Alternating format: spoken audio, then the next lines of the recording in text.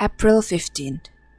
So, after speaking to my therapist, I decided that writing a diary could actually be quite helpful after all.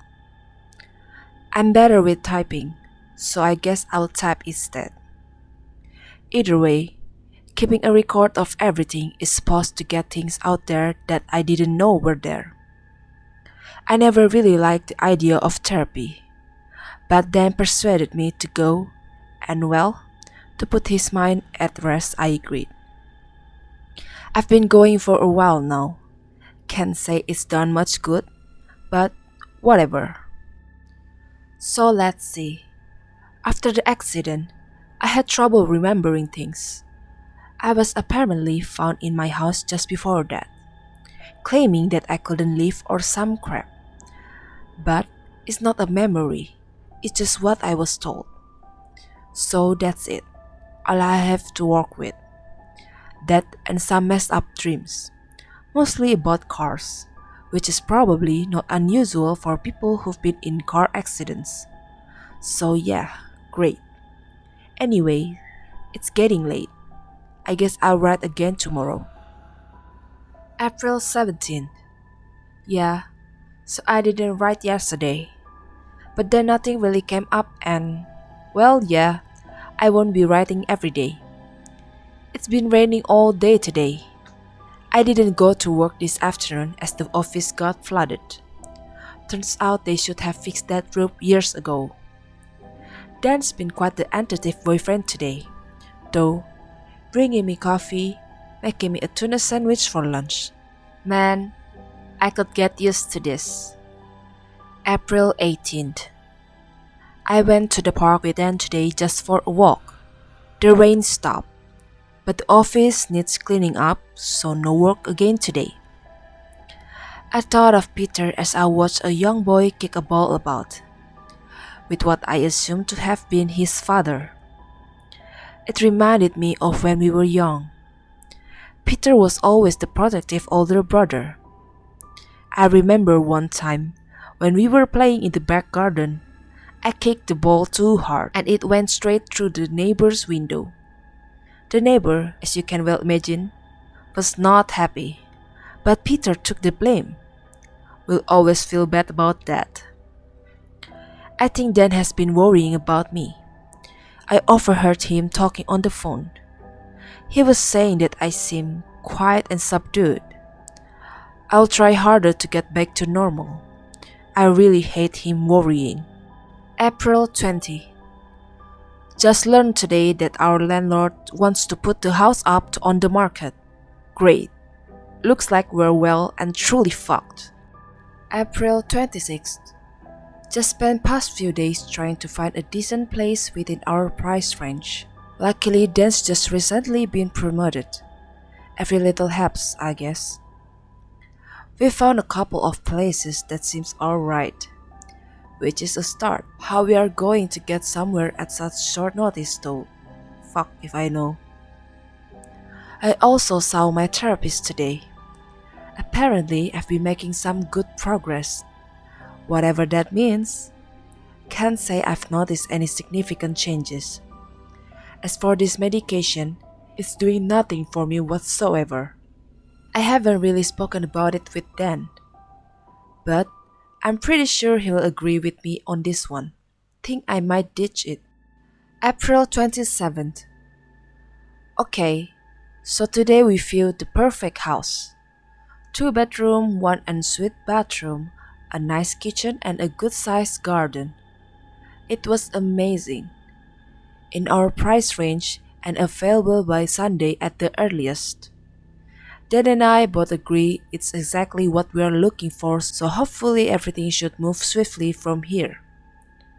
I might be a little pessimistic here, but it all seems a bit too convenient. I don't know. I guess we'll see. May 2nd. Well, this is officially the last night we'll spend this house. I'm going to kind of miss it, But at least we're moving somewhere we actually want to go. It's all fallen nicely into place. Tomorrow morning, we'll meet our new landlady at the house and we'll be given our keys. Anyway, I should get some sleep now. I'll probably write again tomorrow. May 3rd.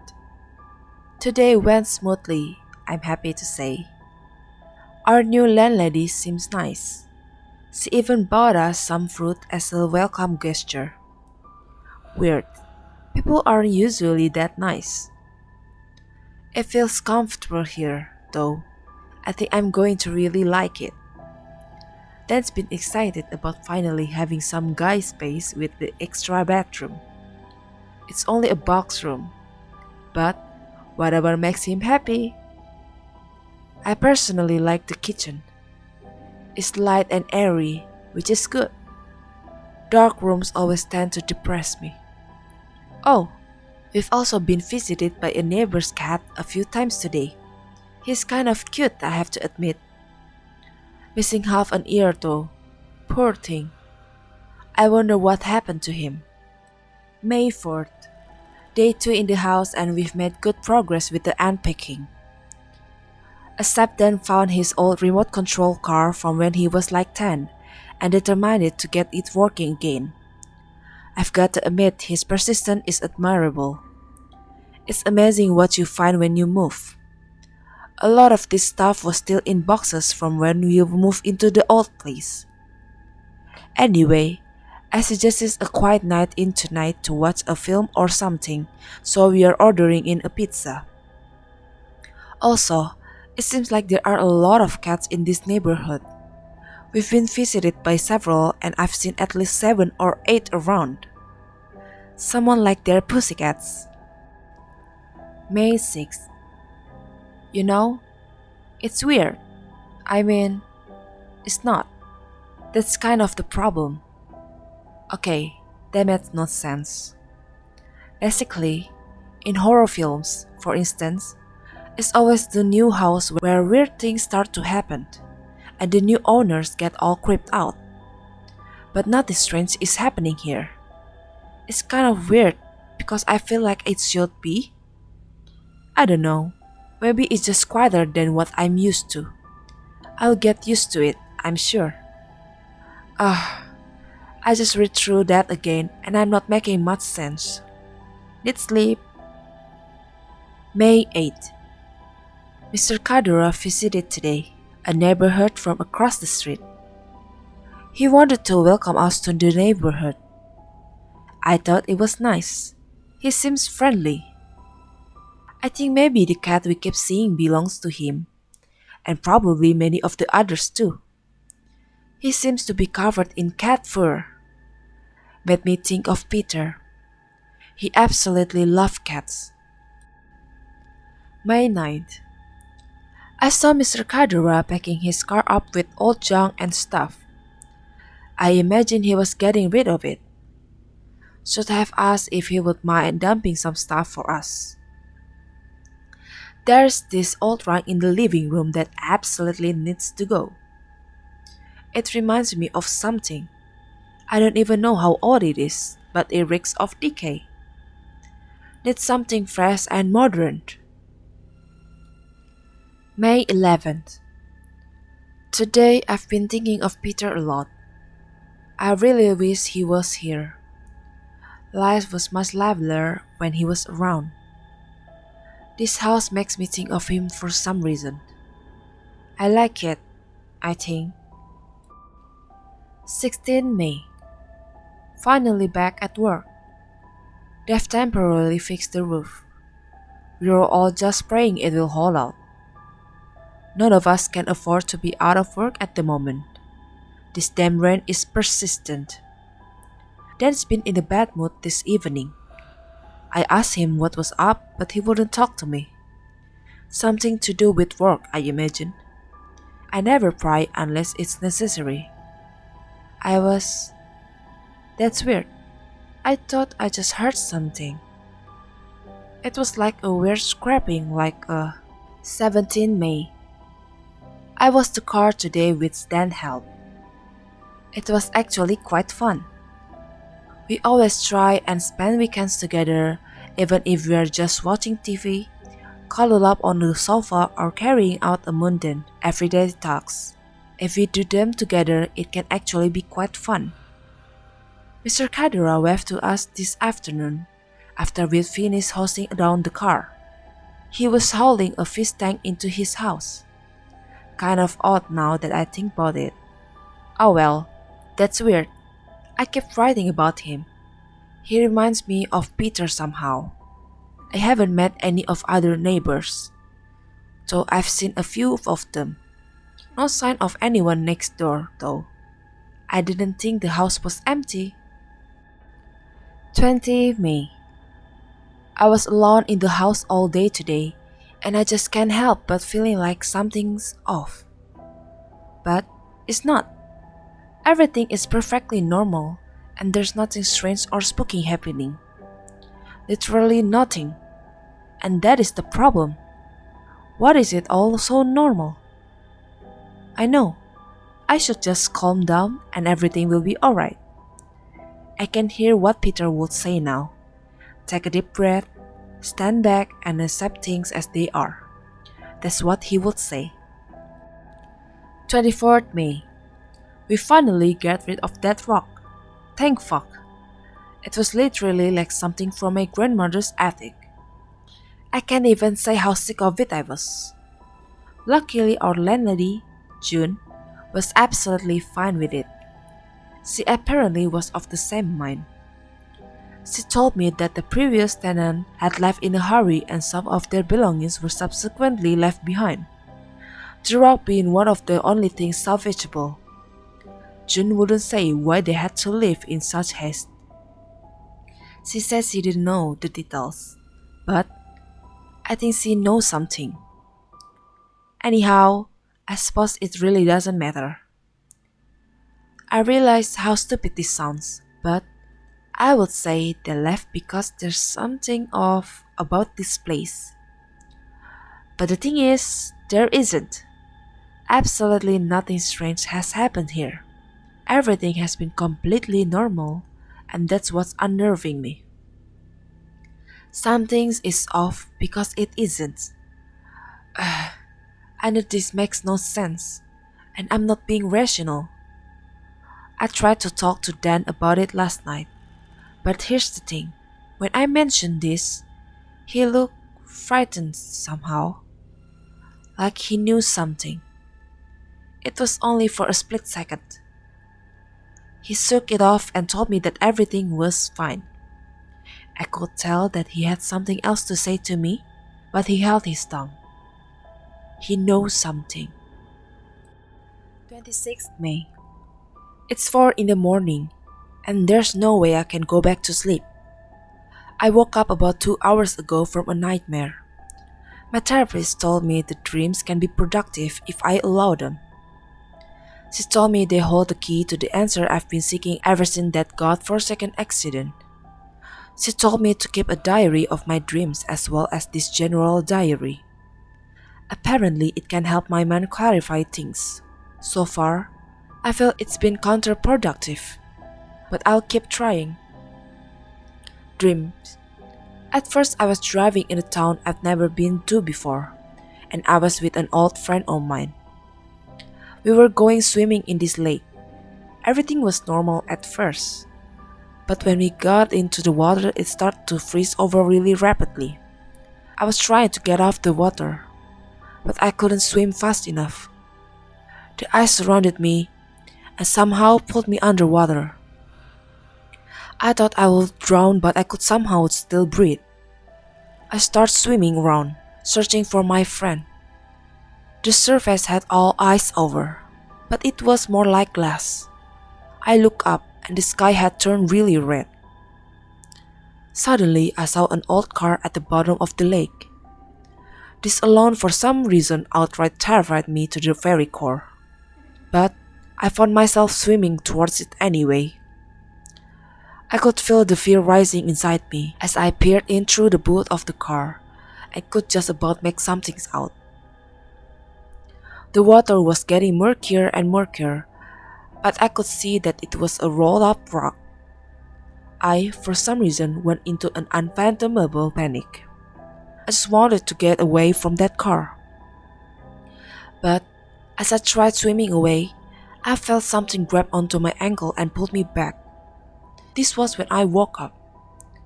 It's stupid. I mean, it doesn't exactly sound that horrifying. I remember now. It looked like the rock we just got rid of.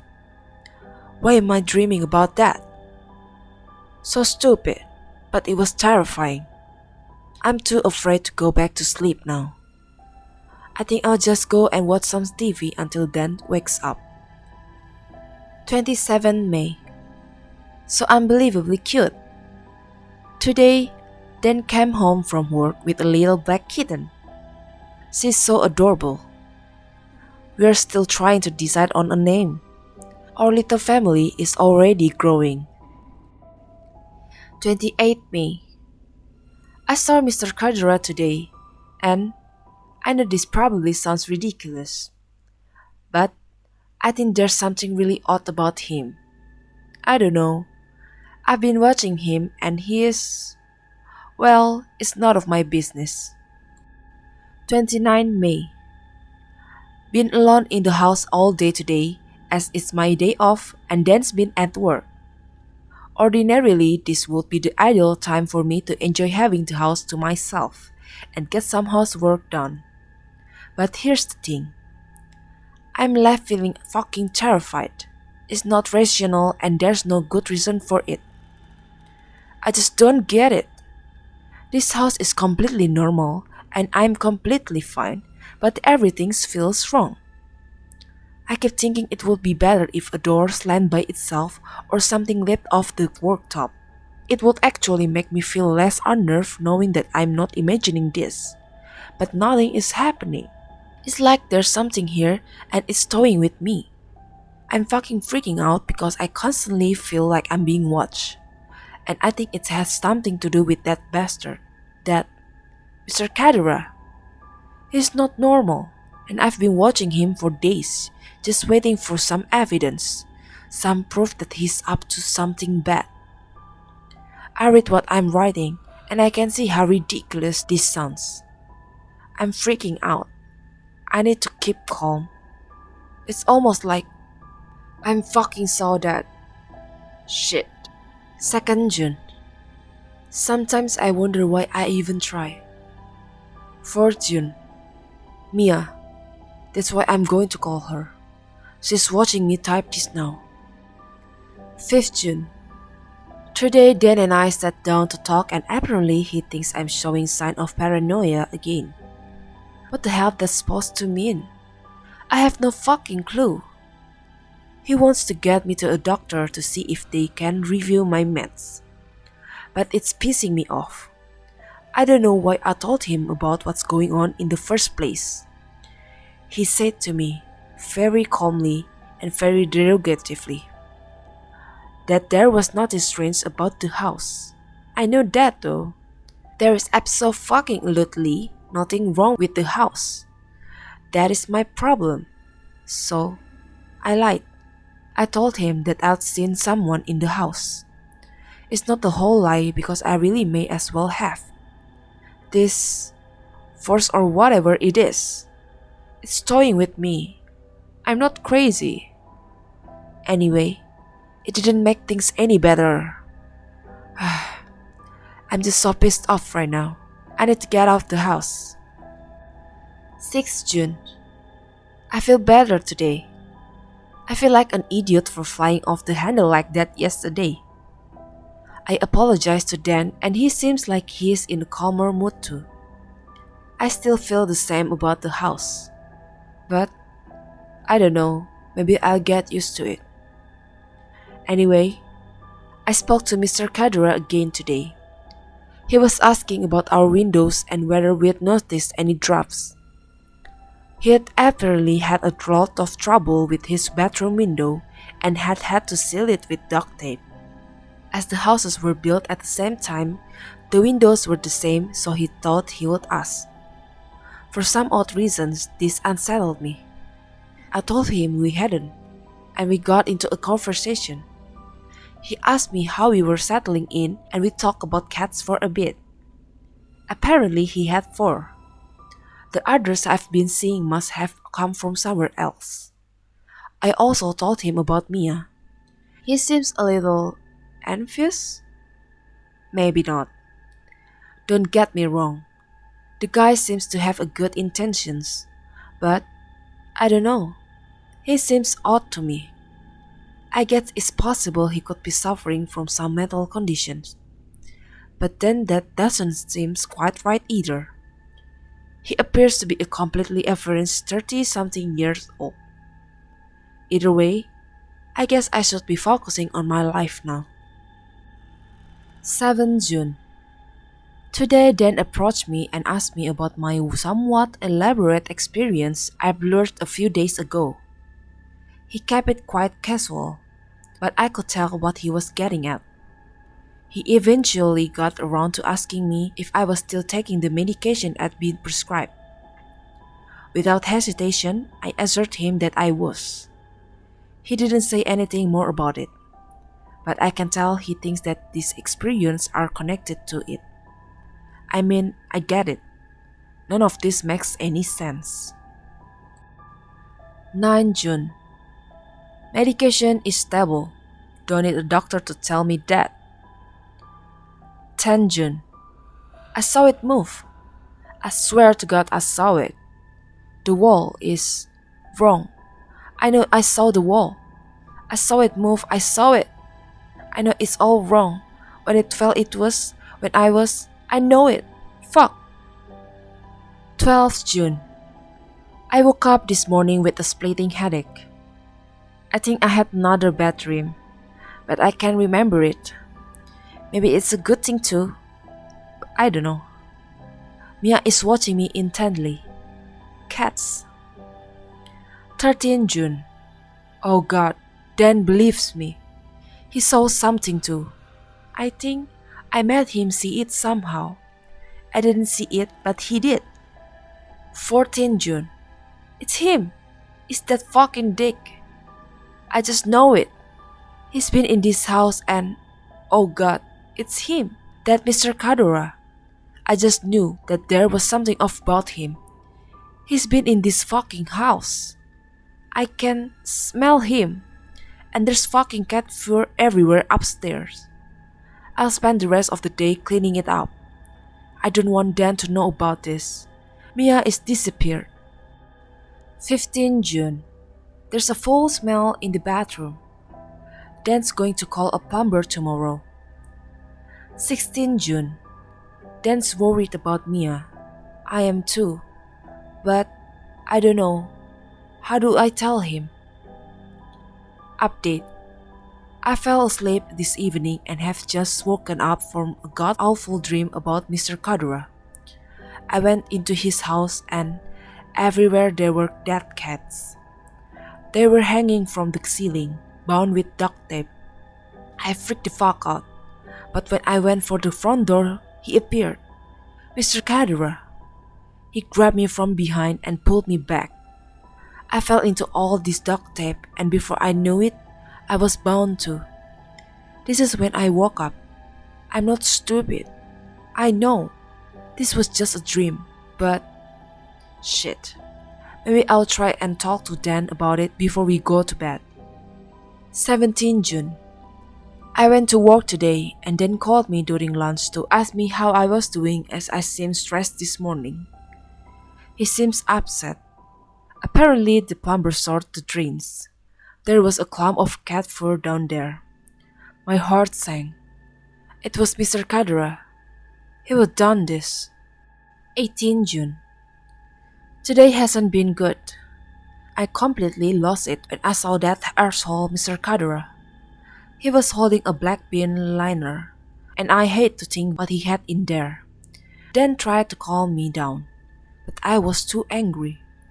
He killed my fucking cat. After apologizing to that nasty piece of shit, Dan pulled me inside. He asked me what the hell I was thinking, but he doesn't get it. Fuck. I tried to explain, but Dan is not convinced. I'll try and prove it. 23rd June. I saw the window in a dream and it's not broken. He's a fucking liar. I thought then it was he's been in the house again. Oh god. 24th June. He's seen it too. Finally. Dan told me that if anything else happened, he would call the police. Someone's been moving our stuff at night. Someone's trying to drive me fucking insane. How will I ever prove my sanity? 25th June. I came home from work last night and Dan was having a full-blown argument with Mr. Kadura.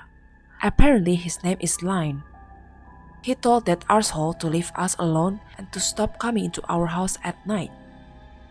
He of course denied ever doing such a thing, but Dan didn't believe him. Thank God. This is definitely a strange way of putting it. But I feel kind of happy, like I've finally been able to get him to believe. I'm not alone now. 26th June. I'm not alone. 27th June. I woke up this morning aching all over. I don't know what's wrong with me. I close my eyes and all I see is pain. I realize that doesn't make sense, but it's the only way I can describe it. Dan's immensely worried about me. He's had me resting in bed all day. He hasn't said anything, but I can tell he's edgy. He knows we're not alone in this house. This is going to sound weird, of course, but I'm glad. We finally understand each other. All my hard work has paid off. Thank God I'm not alone in this. 28th June.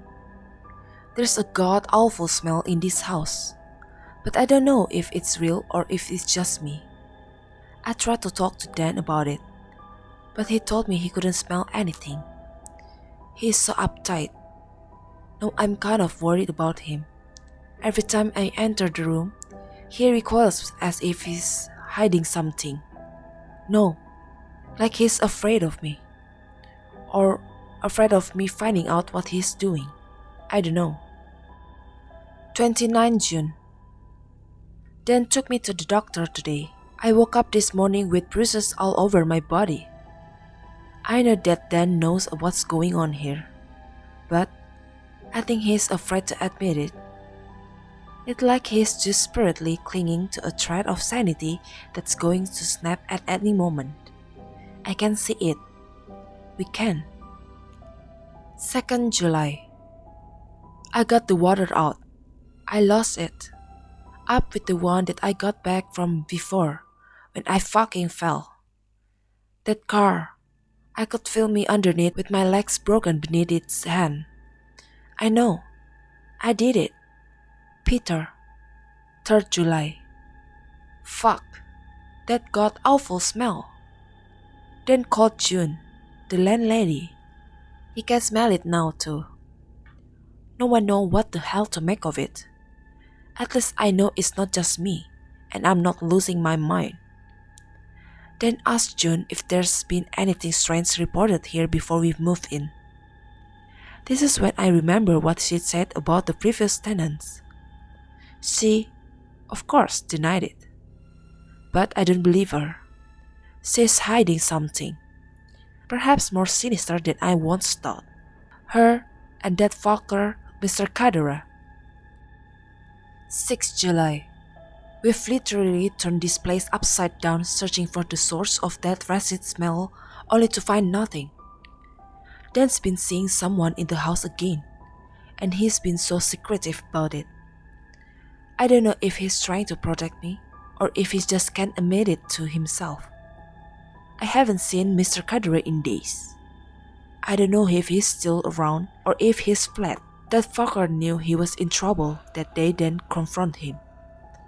I saw Dan go over to his house before leaving for work the other day. He didn't receive an answer.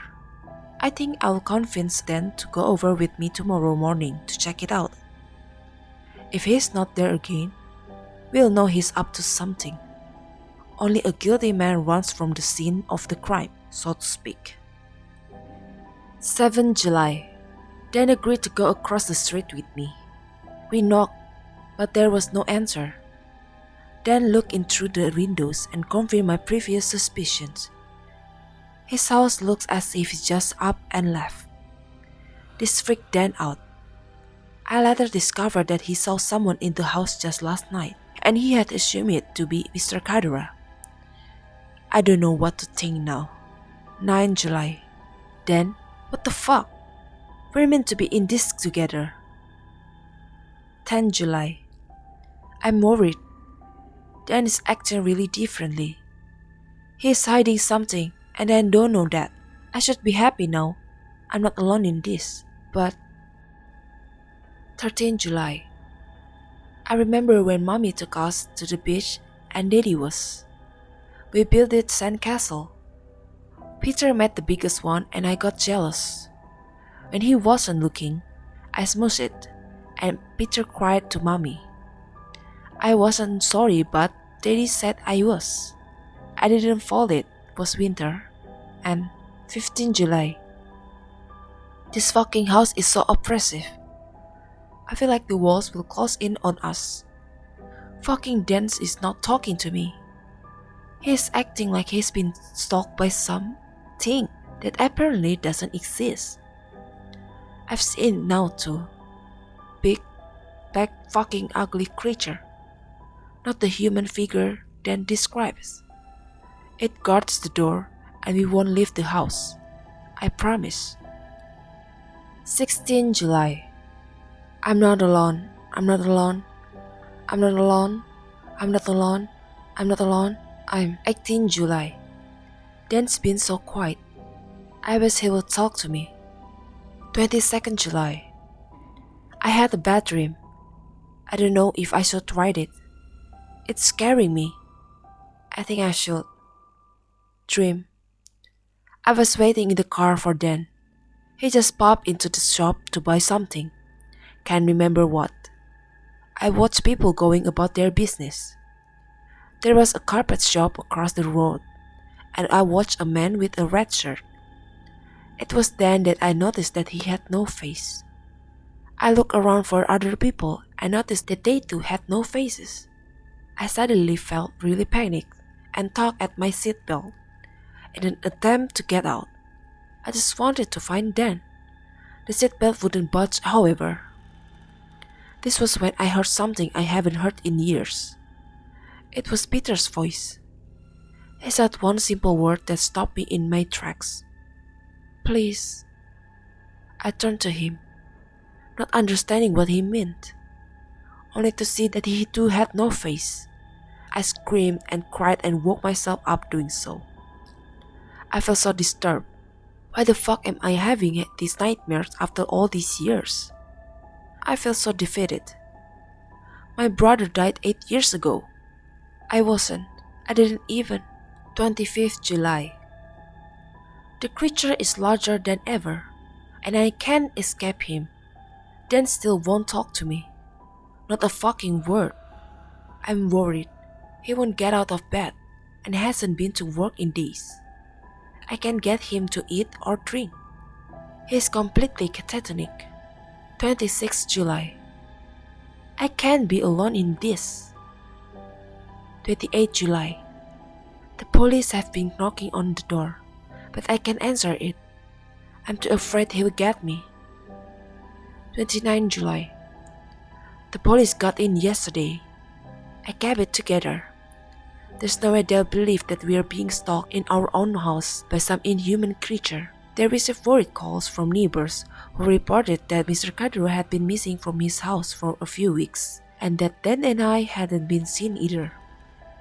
I tried to keep calm, but they gave me this weird look, like they knew something that I don't. They told me to stay here in the lounge while they checked the house. They said they wanted to talk to Dan. I don't think they'll get him to talk. I've been trying. I hope they can help get us out of this house. And I hope. 4th August. It can be. It just can't. I don't believe what they say. Mom is here. She says this happened before. I don't understand. They said that Dan is dead. They say he's fucking dead. I just don't understand. I can't. It doesn't make sense. 5th August. They say it's not my fault. They treat me like I'm a child. Mom said it was the meds. She doesn't understand. None of them do. I fixed the lock like the old one, but it broke. We all lost him. All of us. Alone. 6th August. The police told my mom that Mr. Kadura's bodies were recovered from our house. I don't get it. They're saying I killed them? Mom said it happened before. Why is no one talking to me? They keep me in this fucking room as if I have no clue what's going on. Like I'm a child. Like I'm incapable. 12th August. I understand now. Reading through this diary only confirms my greatest fears. They were right. I killed him. I didn't want to be alone. But here's the thing. I have always been alone. Every step I took, I was alone. I have a condition. The accident wiped it from my memory, and I was so sure. I wasn't a killer. I was just a girl. Things are coming back to me, and it's late. I don't want to write about them tonight. 13th August. I'm a monster. After all that, and I was the fucking monster. I killed them. 16th August. I had a dream last night. Except it wasn't a dream. Mom's been here for me. But she only makes me more ashamed of myself. She loved me despite all I've done, and even I can't do that. It wasn't a dream. It was never a dream. It was a memory that I buried so deep I'd lost it. I'd lost me. God, I'm not even who I thought I was. It was midwinter and I'd been having strange episodes. Peter only wanted to help, but he got too close. One night I snapped. When Mom and Dad weren't home, I took Peter for a drive. We were having fun, but then something changed. I felt confused, lost, afraid. The last thing I remember from that night is running barefoot up the beach. I was lost. Mom got the police out to find about Peter and I. I was frozen, but Peter, they recovered his body from the car. He was wrapped in a rug.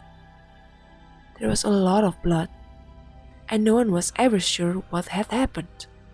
But it was my car and I'd be driving with Peter. I'll never remember the details of what happened to Peter. But I know that I'm the one responsible. Mom never wanted to believe it, but I was diagnosed with schizoaffective disorder and some other anxiety disorder which caused me huge paranoia. None of this makes any sense to me. It's like a dream within a dream. One that feels real, but you know, it can be happening to you. Mom says I should rest. That is my illness and not me. But it is me. Whether I remember details or not, I will always know that I am responsible for the death of more than one human being. I don't know if I can live this way. 17th August. Mom's with me, still, and I feel comforted. The medication finally stabilized and I'm calm. Well, as calm as someone in my position can be. I'm scared, but maybe with help, I will get through this. Maybe with support, I will be able to rebuild my life. 18th August. I can't sleep again. I think that maybe I could just about get my head around everything that's happened. But There's one minor detail that will not let me rest. You see, my mom is been here with me, holding my hand all the way. But the thing is, she died shortly after Peter. She killed herself. Maybe I can leave this house tomorrow.